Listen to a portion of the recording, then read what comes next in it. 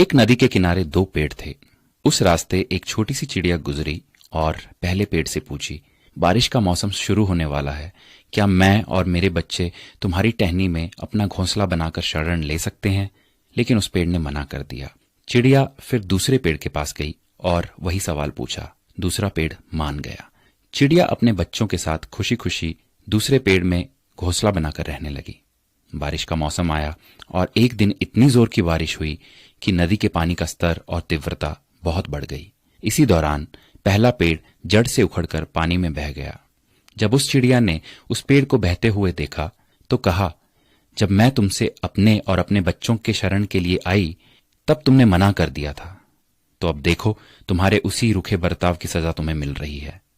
जिसका उत्तर पेड़ ने मुस्कुराते हुए दिया, मैं जानता था कि मेरी जड़ें काफी कमजोर हैं और इस वर्ष की बारिश में मैं टिक नहीं पाऊंगा। मैं तुम्हारी और बच्चों की जान खतरे में नहीं डालना चाहता था। मना करने के लिए मुझे क्षमा कर दो। और ये कहते कहते पेड़ बह गया। किसी के इनकार को हमेशा उनकी कठोरता ना समझिए। क्या पता उनके उसी इनकार से आपका भला हो। कौन किस परिस्थिति में है हम शायद उसे ना समझ पाए, इसलिए किसी के चरित्र और उनकी शैली को उनके वर्तमान व्यवहार से ना तोलें। प्रभु भी यही कहते हैं कि एक मनुष्य दूसरे की सोच और विचार को नहीं समझ सकता।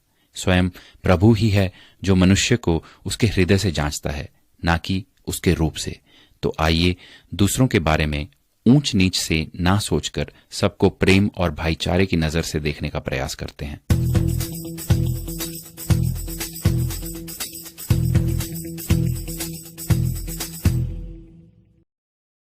Share chat.